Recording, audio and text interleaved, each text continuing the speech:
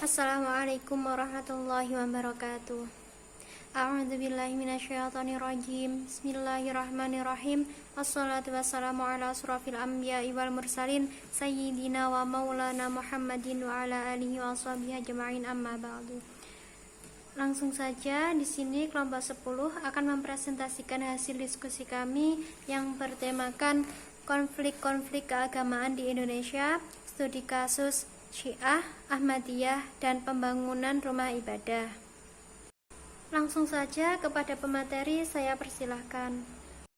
Di sini saya akan menjelaskan tentang Syiah. Syiah merupakan salah satu aliran dalam ilmu kalam yang menjadi pengikut Ali bin Abi Thalib. Secara epistemologi, Syiah berasal dari bahasa Arab yang berarti pembela atau pengikut seseorang. Aliran Syiah memiliki perbedaan pandangan yang tajam dalam menafsirkan Al-Quran, hadis, dan lainnya. Contohnya, perawi hadis dari Muslim Syiah berpusat pada perawi dari Ahlul Bait saja, sementara yang lainnya seperti Abu Hurairah tidak dipergunakan Syiah. Menurut Abu Zara, aliran Syiah mulai muncul pada akhir dari masa jabatan Utsman bin Affan, kemudian berkembang pada masa pemerintahan Ali bin Abi Thalib. Saya akan menerangkan tentang Ahmadiyah. Kelahiran Ahmadiyah tidak dapat dipisahkan dari gerakan orientalisme dan kolonialisme di Asia Selatan. Pada akhir abad ke-19, Sayyid Ahmad Khan, tokoh orientalis, mengumumkan pada masyarakat India dengan pemikirannya yang menyimpang dari agama Islam.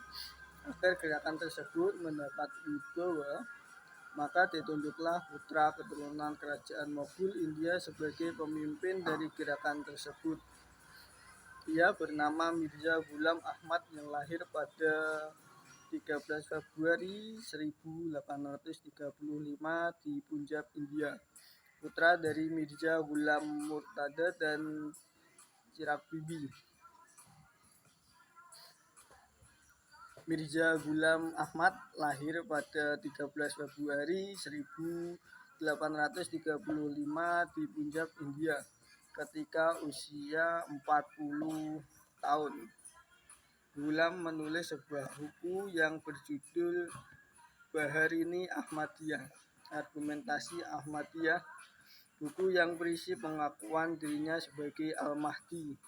Dan pada tahun 1889 ia memproklamirkan dirinya sebagai pembaru Mujaddid, kemudian Al-Mahdi Muntazar, serta Al-Mahdi Al-Masih Al-Ma'ud, dan memberi petunjuk agar manusia berbaiat kepadanya. Pada tahun 1914, aliran Ahmadiyah terpecah menjadi dua golongan, yaitu Lahori dan Hadian. Dalam pemahaman Ahmadiyah Lahori terdapat prinsip bahwa Nabi Muhammad SAW ialah Nabi terakhir, dan Mirza Ghulam hanya sebagai Mujaddid atau pembaru pada abad ke-14 Hijriah. Sedangkan Ahmadiyah Haidan, mereka berprinsip setelah sepeninggalan Rasulullah muncullah Nabi Buruzi, yaitu Nabi yang tidak membawa syariat. Muncul aliran Ahmadiyah di Indonesia ialah berawal dari 3 pemuda Minangkabau. Konflik pembangunan rumah ibadah.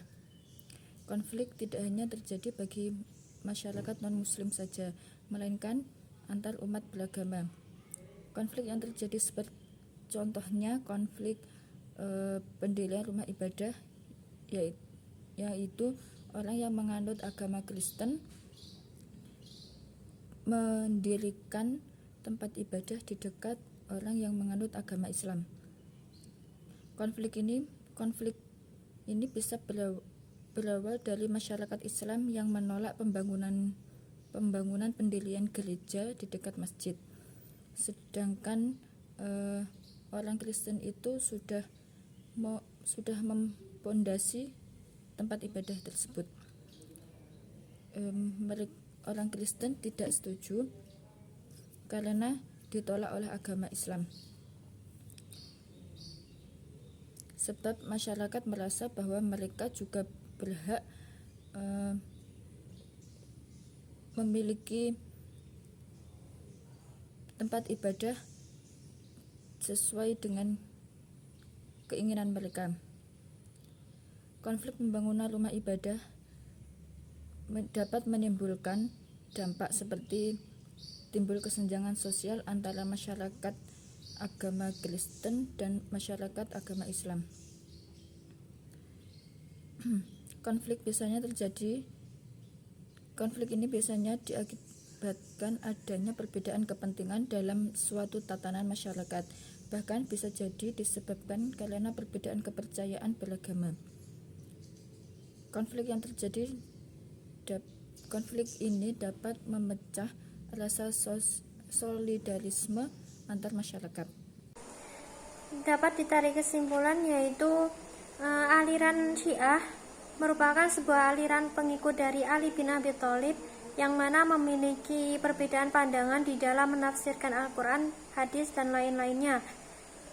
Sedangkan aliran Ahmadiyah yaitu tidak terlepas dari adanya tokoh yang bernama Mirza Ghulam Ahmad yang lahir pada 13 Februari 1835 di India. Ia memiliki karya yang berjudul Baharini Ahmadiyah atau Argumentasi Ahmadiyah, yang mana buku ini berisi tentang pengakuan dirinya sebagai Al-Mahdi. Selanjutnya, konflik tentang pembangunan rumah ibadah. Konflik ini menimbulkan dampak kesenjangan sosial di antara masyarakat. Hal ini terjadi akibat dari adanya perbedaan kepentingan di dalam tatanan masyarakat. Nah, itu tadi yang dapat kami sampaikan.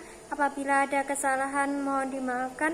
Akhirul kalam, wallahul muwaffiq ila aqwamit thoriq. Assalamualaikum warahmatullahi wabarakatuh.